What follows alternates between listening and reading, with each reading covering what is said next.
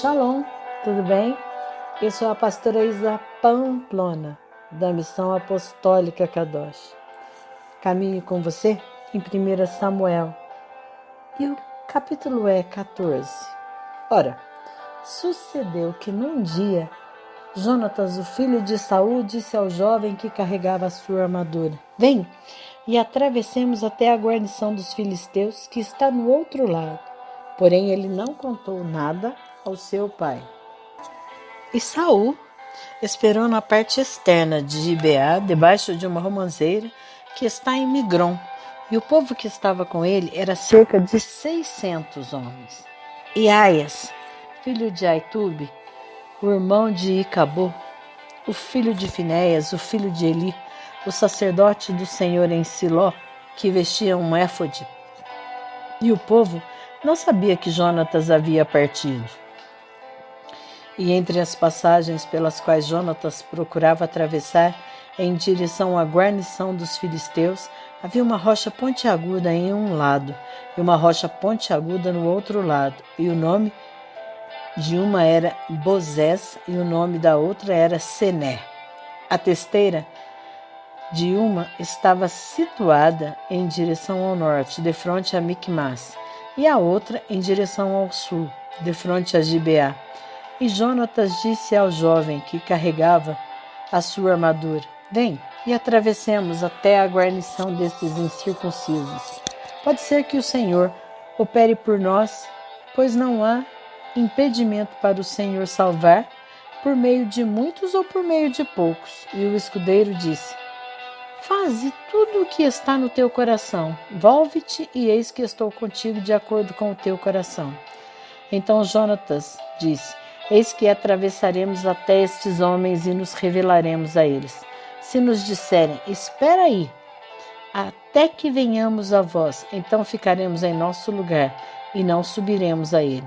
Porém, se eles nos disserem: Subi até nós, então subiremos, pois o Senhor nos entregou na nossa mão, e isto será um sinal para nós. E ambos se revelaram para a guarnição dos filisteus, e os filisteus disseram: Eis que os hebreus saem das covas onde haviam se escondido. E os homens da guarnição responderam a Jonatas e ao seu escudeiro e disseram: Subi até nós e mostraremos a vós uma coisa. E Jonatas disse ao seu escudeiro: Sobe atrás de mim, pois o Senhor os entregou nas mãos de Israel. E Jonatas subiu sobre as suas mãos e sobre os seus pés, e atrás dele o seu escudeiro. E eles caíram diante de Jonatas, e o seu escudeiro os matava atrás deles. E aquele primeiro massacre que Jonatas e o seu escudeiro promoveram foi de cerca de 20 homens, dentro de aproximadamente meio acre de terra, que uma junta de bois poderia arar. E houve um tremor no exército, no campo e no meio do povo todo. A guarnição e os espoliadores, eles também tremiam, e a terra tremeu. Assim foi um tremor grandiosíssimo.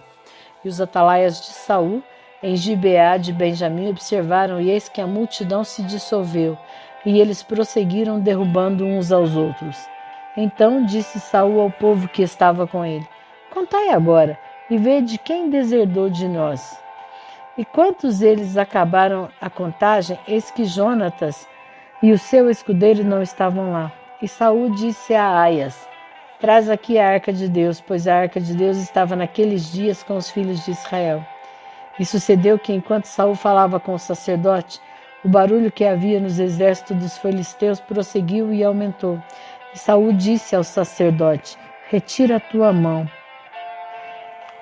E Saul e todo o povo que com ele estava se reuniram, e eles vieram à batalha, e eis que a espada de cada homem estava contra o seu companheiro, e houve uma grande confusão.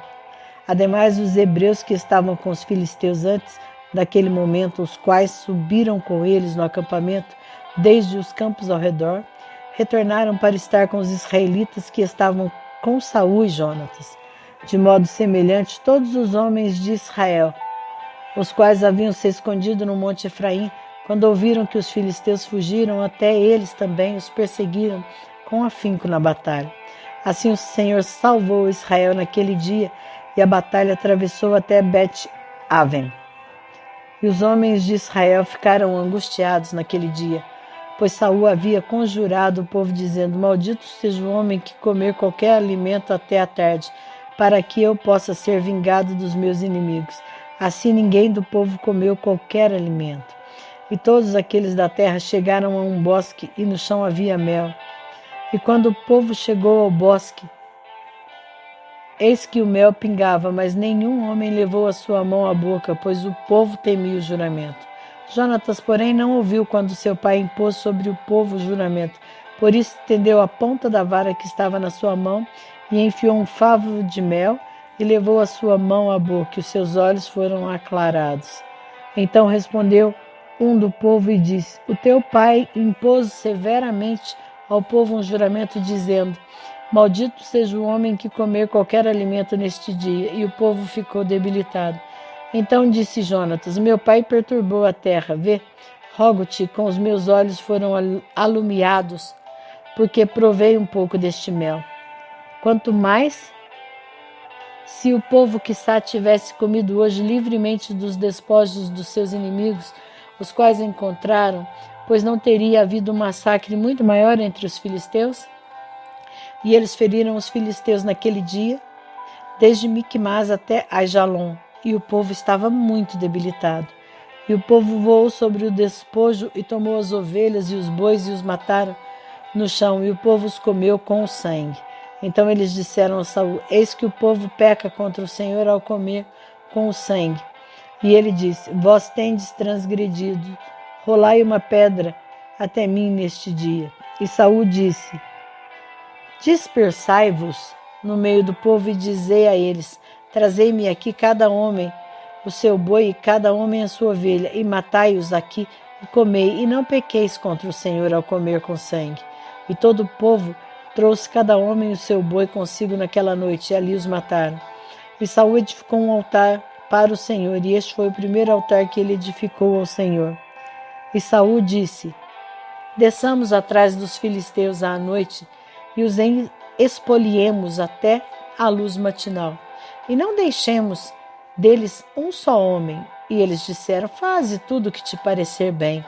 Então disse o sacerdote: Acheguemo-nos para cá, para mais perto de Deus. E Saul pediu conselho a Deus: Devo descer atrás dos filisteus? Irás tu entregá-los na mão de Israel? Mas ele não lhe respondeu nada naquele dia.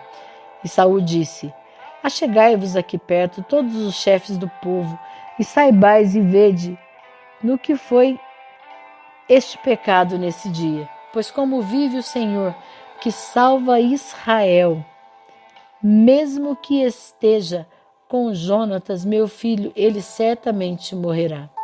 Porém não houve um homem sequer do meio de todo o povo que lhe respondesse. Então ele disse a todo Israel: Estejai-vos em um lado, e eu e Jonatas, meu filho, estaremos no outro. E o povo disse a Saul: Faz o que parecer bem aos teus olhos. Por isso Saul disse ao Senhor, Deus de Israel: Dê a sorte perfeita. E Saul e Jonatas foram apanhados, mas o povo escapou. E Saul disse: Lançai sorte entre mim e Jonatas, e meu filho. E Jonatas foi apanhado. Então Saul disse a Jonatas: Conta-me o que fizestes. E Jonatas lhe contou e disse: Tudo o que fiz foi provar um pouco de mel com a ponta da vara que estava na minha mão. E eis que devo morrer? E Saul respondeu: Deus assim o faça, e ainda mais, pois tu certamente morrerás, Jonatas.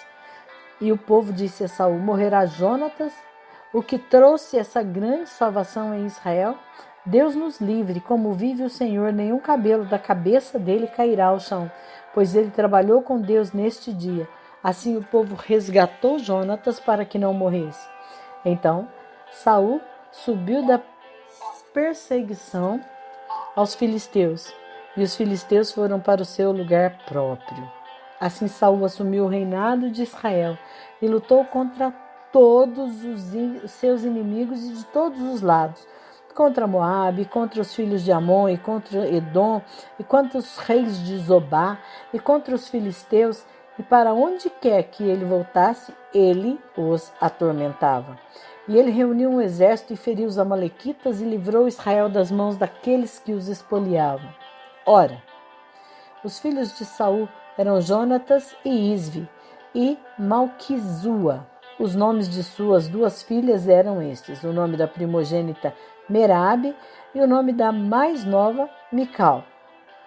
E o nome da sua esposa era Ainoã, a filha de Aimaas, e o nome do capitão do seu exército era Abner, o filho de Ner, o tio de Saul. E Quis era o pai de Saul. E Ner, o pai de Abner, era o filho de Abiel. E houve guerra intensa contra os filisteus todos os dias de Saul.